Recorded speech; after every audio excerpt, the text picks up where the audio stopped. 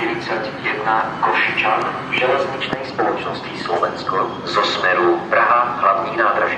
a Žilina, ktorý pokračuje smer Spišská Nová Ves, Kisak a Košice pravidelný odchod 12 hodín 33 minút príde k nástupišťu 1 koľaj 1. Za Rušňom je radený vozeň druhej triedy číslo 366 vozne druhej triedy so službou pojazdná úschodňa Batožín s povinnou rezerváciou miest pre bicykle číslo 367 a 368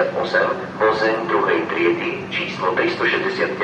vozeň druhej triedy pre cestujúcich s deťmi so zdvíhacou plošinou na prepravu mobilných cestujúcich a so službou pojazdná úschodňa Batožín s povinnou rezerváciou miest pre bicykle číslo 370 a vozne prvej triedy číslo 371 a 372.